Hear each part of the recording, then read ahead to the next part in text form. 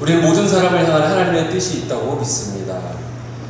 이 세상에는 그걸 발견한 사람이 있고 그것을 발견하지 못한 사람, 이렇게 둘로 나뉘게 됩니다.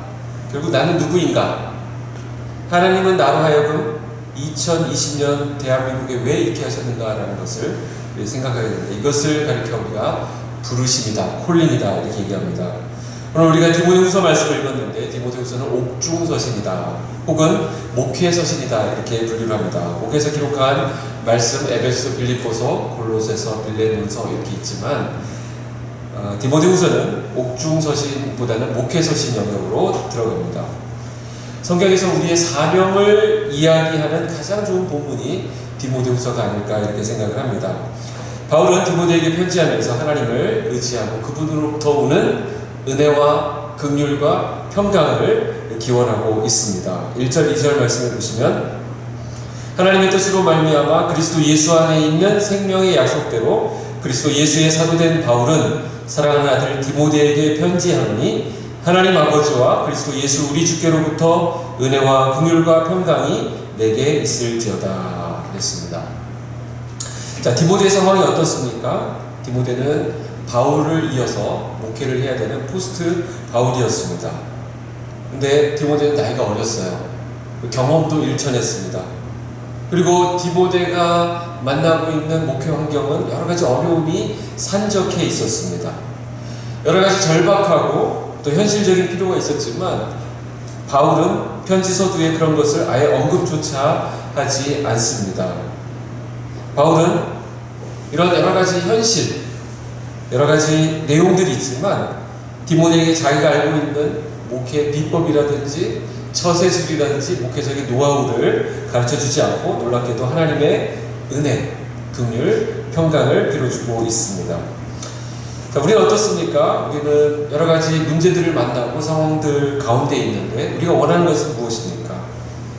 사실 우리 인생에 있어서 꼭 필요한 것, 돈, 쾌락, 명예, 권력 이런 것들이 있지만 그런 것들이 우리에게 진정한 행복과 만족을 가져다 주는 것이 아닙니다. 아무리 공부 많이 하고 아무리 돈을 많이 벌고 아무리 높은 지위에 올라간다 하더라도 우리에게 참된 만족이 없습니다. 공허합니다. 왜 그렇습니까? 왜 이렇게 우리가 무기력한가요? 왜 이렇게 고통스러운가요? 왜 꿈이 펼쳐지지 않나요? 결국 이렇게 망가진 우리 인생에게 궁극적으로 필요한 것이 무엇이냐라는 것을 바울이 제시하고 있는데 그것은 은혜와 긍휼과 평강입니다. 그런데 이 은혜와 긍휼과 평강은 아무 데서나 오는 것이 아니라 출처가 따로 있습니다. 오늘 2절 말씀해 보시면 어디로부터 온다고 하죠? 하나님 아버지와 그리스도 예수 우리 주께로부터 이렇게 말씀하고 있습니다. 고통뿐인 인생, 절망뿐인 인생, 공허뿐인 인생은 이 은혜와 긍휼과 평강으로 치유될 수 있습니다. 예수님도 말씀하셨죠. 내가 곧 길이요 진리요 생명이니 나로 말미암지 않고는 아버지께 올 자가 없느니라. 예수님만이 유일한 답이 되신다. 인생의 해답이 되신다. 즉 인생의 모든 문제를 해결할 은혜와 긍휼과 평강의 유일한 소스, 유일한 출처는 예수님이십니다. 이 비밀을 알고 있었던 바울은 디모데에게 이것을 빌어주고 있습니다. 오늘 첫 번째 말씀의 메시지가 되겠는데 그것은 부르심의 출처는 예수 그리스도시다라는 것입니다. 그분에게서 나오는 은혜와 긍휼과 평강을 말하고 있습니다. 디모데후서는 바울이 디모데를 강하게 권면하는 내용으로 되어 있습니다. 그래서 초반에는 뒤에 굉장히 센 얘기들을, 심각한 얘기들을 하게 될 것이기 때문에 초반에는 디모데를 격려하고 북돋아주고 위로하는 그런 말씀으로 이루어져 있습니다. 왜냐하면 지금 디모데가 굉장히 어려운 상황 가운데 있기 때문에 그래서 아주 부드럽지만 그가 근본을 붙잡을 수 있도록 1장에서는 그렇게 격려하는 모드로 가고 있습니다. 3절 4절 말씀 보실까요? 3절 4절 내가 밤낮 간구하는 가운데 쉬지 않고 너를 생각하여 청결한 양심으로 조상적부터 섬겨오는 하나님께 감사하고 내 눈물을 생각하여 너 보기를 원함은 내 기쁨이 가득하게 하려 하니 그랬습니다. 오늘 첫 번째로 바울이 디모데를 향해 격려하는 것은 바울이 디모데를 향해서 디모데를 위해서 늘 밤낮으로 기도하고 있다는 것입니다. 바울이 지금 감옥에 있는데 연대적으로 보면 이 편지를 쓰고서 6개월 이내에 처형을 당하는 것으로 되어 있습니다. 그렇기 때문에 앞으로 자기가 어떻게 될지 운명을 알고 있기 때문에 이 서신은 바울의 유언과도 같은 말씀이다, 이렇게 말할 수 있습니다. 자, 죽음을 앞둔 사람들의 특징이 무엇인가요? 주변적인 것에 매이지 않는다는 것입니다. 적당한 것, 비본질적인 것에 마음을 빼앗기지 아니하고 본질적인 것에 집중합니다. 그리고 근본적이고 함축적인, 그리고 아주 절실한 것, 정말 절박한 것을 아주 평안한 가운데 담담하게 이야기하기 마련입니다. 그래서 디모데 후서는 그런 맥락에서 바울이 쓴 편지이기 때문에 굉장히 깊은 영성이 있는 말씀이다, 이렇게 보는 것입니다. 바울은 지금 감옥에 있고요. 그가 디모데를 위해서 기도하겠다, 이렇게 말합니다.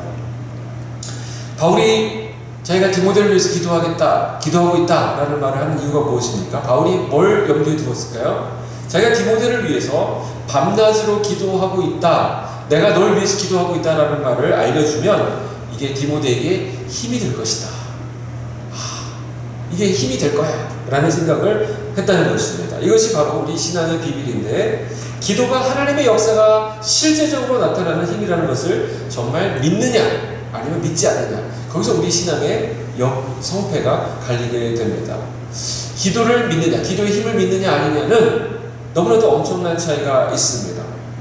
디모데가 자기의 스승인 바울이 자기를 위해서 밤낮으로 기도하고 있다는 말을 들었을 때 어떤 생각이 들었을 것 같습니까? 아, 나도 되겠구나. 상황은 어렵지만 해볼만 하구나. 아마 큰 위로와 평안을 얻을 수 있었을 것입니다. 바울과 디모데는 이미 영성이 깊은 수준까지 올라가 있는 사람이기 때문에 몇 마디만 주고받아도 그 의미를 탁탁 알아먹을 수 있는 그런 경지에 있는 사람들입니다. 그러니까 바울이 디모데를 위해서 기도한다 그러니까 디모데는 거기서 바로 힘을 탁 받는 것입니다. 오늘 우리도 누군가 나를 위해서 기도한다 라는 말을 들었을 때 그런 생각을 해야 합니다. 목사님이나 선생님이나 여러 우리 성도님들에게 문제를 주고다가 이런 걸 위해서 기도해 주세요 그랬더니 그분들이 기도할게, 함께 기도할게 그러면 그 말 통해서도 힘을 얻으셔야 됩니다. 그때 막 안심이 되면서 평안이 찾아오면서 하나님이 이 일과 함께 하시겠구나, 이분들이 함께 기도해 주시니까 나 되겠구나, 이런 마음을 가지셔야 된다는 것입니다. 오늘 우리 공동체, 비소금 공동체가 합심해서 기도함으로 이 기도를 통해서 문제를 풀어나가는 그런 역동성이 필요하다고 생각합니다. 기도의 힘, 기도의 능력, 기도를 하는 것 가운데, 기도하는 가운데 이제 이 문제가 풀리겠구나, 이 문제의 끝이 보이는구나, 이처럼 기도는 실제적이어야 됩니다. 기도는 우리의 실제적인 능력이 됩니다. 근데 우리 가운데 기도의 실제적인 힘을 믿지 않는 사람들이 있습니다. 기도나 해주세요, 기도나 해줄게요 라고 얘기하는 것들의 그 배경을 보면 내가 다른 것, 돈이 있으면 돈을 주겠고 내가 백이 있으면 백을 쓰겠지만 그런 게 없으니까 기도나 해주겠습니다, 이런 뉘앙스가 아니겠습니까? 이거 문제가 있는 것입니다. 기도를 믿지 않는 사람들은 기도 부탁하고 나서 그것이 어떻게 이루어졌는지, 어떻게 하나님이 역사하셨는지, 어떻게 하나님이 응답하셨는지 그 기도에 대한 확인도 하지 않습니다. 기도 노트를 적는 분들도 있는데 기도 노트를 굳이 적지 않더라도 내가 기도한 것이 어떻게 하나님께서 거기에 반응하시고 응답하시고 이루어 가시는가 라는 것을 우리가 확인해야죠. 기도의 능력을 믿지 않는 사람은 기도에 대한 기대가 없기 때문에 기도를 자기 우선순위에 있어서 최하위로 두는 것을 볼 수 있습니다. 그래서 누군가 자기를 위해서 기도해준다, 기도하겠다라는 말을 할 때 거기에서 큰 힘을 받지 못하는 것을 볼 수 있어요. 목사님이 나를 위해서 기도하고 순장님이 나를 위해 기도하고 우리 성도님들이 함께 합심해서 기도한다고 하는 것이 우리에게 힘이 되어야 됩니다. 어떤 분들은 기도에 대해서 어려워하기 때문에 이렇게 생각할 수 있습니다. 나 같은 사람이 기도해도 하나님이 들어주실까? 내가 기도할 때는 항상 어디다가 허공에다가 돌아오지 않는 매양이 그냥 확 기도를 날려버린다는 느낌을 받는 경우가 있습니다. 기도는 하나님과 우리가 교제하는 교제의 성격이 있는데 주님이 내 기도를 들으실 일이 없다 이렇게 생각하는 나머지 기도하면서 내가 그렇게 영적으로 대단한 사람도 아니고 내가 목사님도 아니고 권사님도 아니고 내가 기도한다고 하나님께서 들으실까라고 생각하기 쉽다는 것입니다. 또 내 상태를 보니까 나는 엉망이고 나는 어제 또 넘어졌고 또 실수투성이고 하나님 보시기에 기뻐하지 않는 그런 모습들이 내 안에 많이 일어나고 있는데 이런 상태로 기도한다고 하나님께서 들어주실까라는 생각을 하게 된다는 것입니다. 자, 이런 사람의 기도를 하나님께서 들어주실까요? 답은 들어주신다입니다. 기도는 내 상태에 의해서 기도 응답이 결정되는 것이 아니라 하나님과의 관계에서 결정되기 때문에 그렇습니다. 기도란 내가 하나님과 어떤 관계에 있느냐? 성경에서는 하나님을 아버지라고 부르는 하나님의 자녀들이 기도하게 되어 있다라고 말씀하고 있습니다. 결국 어떻게 기도하느냐가 중요한 것이 아니라 누가 기도하느냐, 어떤 사람이 기도하느냐가 중요한 것입니다. 이것이 우리가 믿는 기도 신학의 출발입니다. 하나님은 우리에게 어떤 분이시죠? 하나님은 우리의 아버지가 되십니다. 그래서 기도할 때 우리가 가장 많이 사용하는 단어가 역시 아버지라고 하는 단어입니다. 우리는 기도를 시작할 때 하늘에 계신 우리 아버지, 감사하신 아버지, 사랑이 많으신 아버지, 이렇게 아버지를 부르고 있습니다. 그때 우리가 사용하는 아버지라고 하는 단어는 우리가 아이들이 아빠 이렇게 부르는 그 아빠의 그 느낌입니다. 바로 그 의미예요. 그렇게 친밀한 분이라는 것입니다. 나에게 아빠가 되신다는 거예요. 근데 우리가 기도를 어렵게 여기는 이유가 무엇인가? 기도를 버겁게 여기는 이유가 무엇인가? 그것은 하나님이 아빠로 인식되지 않기 때문에 그렇습니다. 그러니까 기도하려고 하면 막 애를 쓰고 그 하나님을 부르려고 막 하고 하나님 어떻게 좀 이야기를 해보려고 하는데 이게 쉽게 나오지 않는 거예요. 관계가 설정되지 않아서 그렇습니다. 하나님이 나의 아빠가 되신다. 하나님 나의 아버지시고 나의 모든 기도에 내가 어떤 말을 하는지 내 입이 입모양이 움직이는 것을 주목해 보시고 어떤 말이 나오든지 간에 그걸 즉각 듣고 반응하시는 그분이 우리의 아버지시다라는 사실을 우리가 기억한다면 우리가 기도를 누릴 수 있습니다. 그래서 우리는 기도할 때 항상 아빠 하고 시작하는 거예요. 아버지 하고 시작하는 것입니다. 그러면 주님, 우리 하나님께서 그래 내가 여기 있다. 무슨 얘기를 하려고 하느냐. 그래서 이 하나님의 음성을 듣고 우리의 기도가 시작되는 것입니다. 그때 우리가 어떤 기도를 할 수 있나요? 모든 걸 다 할 수 있죠. 하나님 저 도움 필요합니다. 저 몸이 약합니다. 저 누구와 지금 관계가 안 좋습니다. 어떤 얘기든 그 아버지께 말씀드릴 수 있는 거예요. 아빠한테 뭘 얘기 못하겠어요. 다 얘기하지. 어떤 사람들은 하나님을 너무 배려한 나머지 우리가 욕심으로 기도하면 하나님이 듣지 않으신다 이렇게 생각하면서 이건 욕심이니까 하나님께서 듣지 않으실 거야. 그러면서 막 고민하다가 기도를 못하는 경우가 있는데 고민하지 마시고 기도하시면 욕심이다 싶으면 하나님께서 안 들어주실 거고요. 웬만한 걸 하나님께서 잘 들어주시니까 그냥 기도하시기 바랍니다. 자, 우리가 기도할 때 그 평온함을 여러분들이 좀 맛보셨으면 좋겠어요. 우리가 큰 소리로 기도할 수 없다고, 화려한 문장으로 기도할 수 없다고 주눅들 필요가 없습니다. 물론 큰 소리로 기도하고 막 우렁차게 기도하는 것이 막 집중해서 기도하기에 좋은 부분이 있는 것은 사실이지만 하나님은 큰 소리로 기도 안 했다고 해서 우리 기도 덜 들어주고 큰 소리 치는 사람 기도만 들어주시는 분이 아니라는 것입니다. 문법에 안 맞아도 좋습니다. 우리가 아빠한테 기도하는데 우리 애들 키워보면 어떻습니까? 애들이 그냥 그래도 배고프구나, 그래도 졸리구나, 그래도 놀고 싶구나, 이걸 다 우리가 엄마 아빠가 다 알아먹지 않습니까? 그렇게 했다고요. 네. 그렇기 때문에 우리가 하나님 아버지에 대해서 미사오브를 들먹이고 화려한 문장을 쓰려고 그러고 그렇게 할 필요가 없습니다. 체면을 차릴 필요도 없는 거예요. 자세, 물론 기도의 자세 중요합니다. 그러나 자세가 꼭 하나님 받으신 어떤 규격이 있는 게 아니에요. 길을 가면서도 기도할 수 있고요. 어떤 때는 병상에 누워서 일어설 수 없을 때 어떻게 누워서도 기도하는 것이죠. 네, 기도할 수 있습니다. 운전하면서도 기도할 수 있고 시험장에 가서 잠깐 잠깐 눈 감고 하나님 앞에 모든 것을 맡기고 기도할 수도 있고, 또 어떤 상황에서도 우리의 아버지가 되시는 하나님께 우리가 기도할 수 있다는 것, 우리가 누려야 될 특권입니다. 결국 하나님 우리의 아버지가 되시기 때문에 그 관계성 때문에 기도의 파워가 생기는 것인데, 이 기도의 힘을, 기도의 능력을 알기 때문에 바울은 디모데에게 내가 너 위해서 기도하겠다, 내 너 위해서 밤낮으로 기도하마 라는 사실을 알려주고 있습니다. 그 말을 디모데는 어땠을까요? 바울이 기도하니까 됐다, 안심이다, 엄청난 힘과 위로를 받게 되었을 것입니다. 바울은 디모데를 격려하면서 그를 위해 기도한다 이렇게 얘기합니다. 오늘 말씀의 두 번째 메시지인데, 우리 부르심의 확신은 어디서부터 오느냐? 기도로부터 온다는 것입니다. 기도에서 우리가 하나님의 부르심을 확인하고 그 기도를 통해서 우리의 부르심을 계속 끌고 나갈 수 있는 힘을 얻게 되는 것입니다.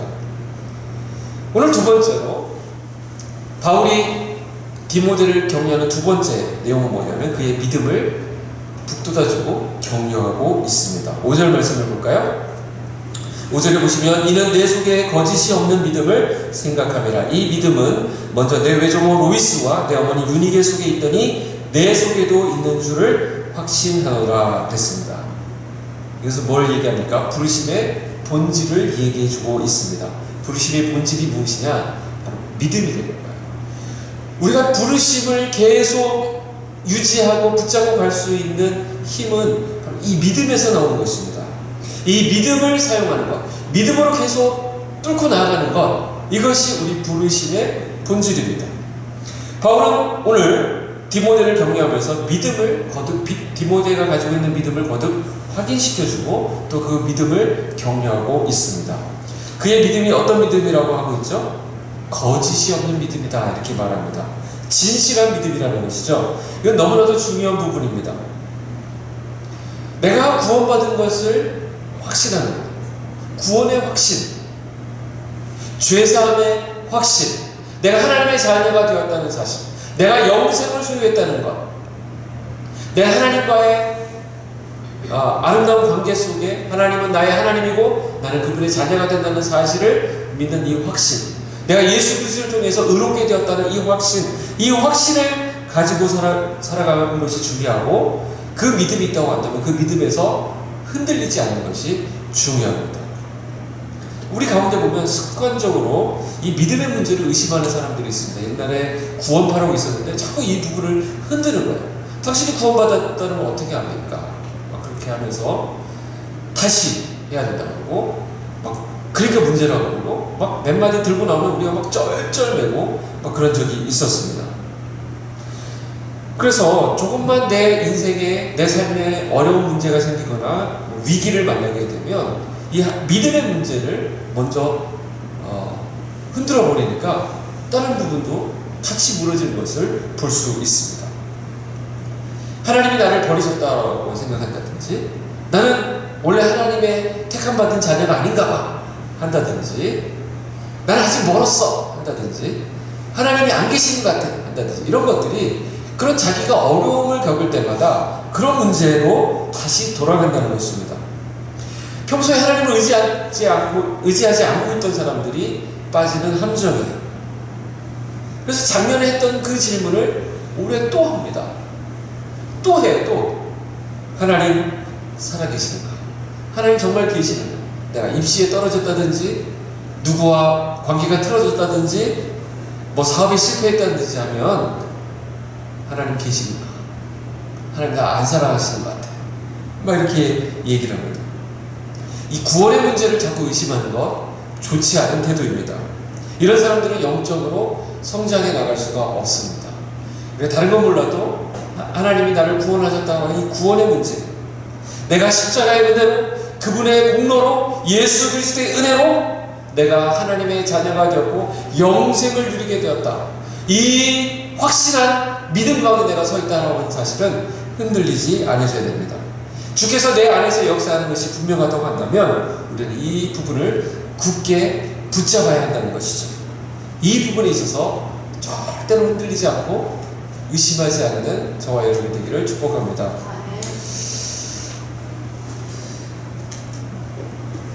자, 오늘 말씀 하나만 더 보도록 하겠습니다. 다음 주에 아마 더 봐야 될 것 같은데, 자, 6절, 7절 말씀이에요. 같이 한번 읽어보겠습니다.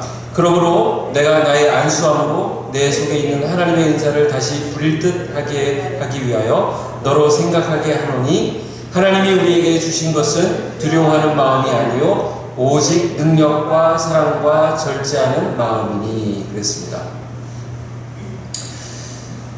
하나님께서 우리에게 사명을 주신다 이렇게 말씀하셨는데, 그래서 그 사명만 툭 던져놓고 네가 알아서 해봐라, 네가 이거 처리해라, 어떻게든 견뎌라, 어떻게든 감당해라 이렇게 말씀하시는 것이 아니라, 그 사명을 주실 때는 그 사명을 감당할 수 있는 뭐도 주신다? 은사도 주신다라는 것입니다. 오늘 말씀에 그렇게 얘기하고 있죠. 그러므로 내가 나의 안수함으로 내 속에 있는 하나님의 은사를 다시 부릴 듯 하게 하기 위하여 너로 생각하게 하노니 했습니다. 이 은사라고 하는 부분은 좀 더 깊이 봐야 될 부분이 있기 때문에 다음 주에 보도록 하고요.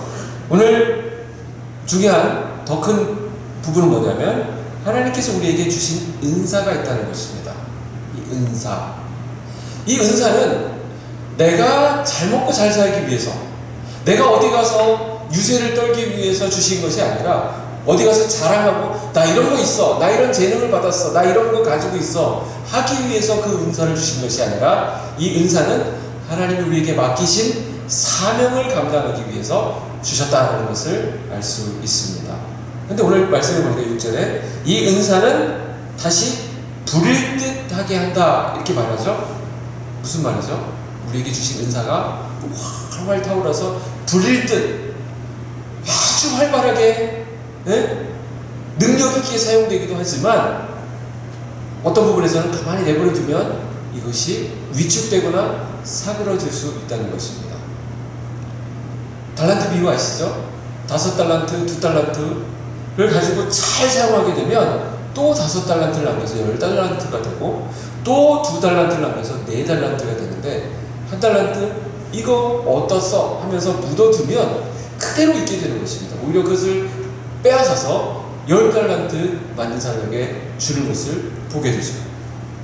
하나님이 우리에게 주신 은사들을 그래서 점검하고 돌아보고, 이것을 하나님이 나에게 맡겨주신 부르심, 사명, 그것과 연결해서 보는 이 영적 시각이 필요합니다. 하나님 우리에게 은사를 주셨습니다. 사명을 주셨습니다. 오늘 말씀을 정리해 보려고 합니다. 오늘 말씀해 보니까 바울은 1절에 하나님의 뜻으로 말미암아 그리스도 예수 안에 있는 생명의 약속대로, 바울은 계속해서 하나님의 뜻, 하나님의 부르심, 하나님이라고 하는, 내 인생에서 하나님을 빼고 생각하는 것은 생각할 수도 없는 거예요.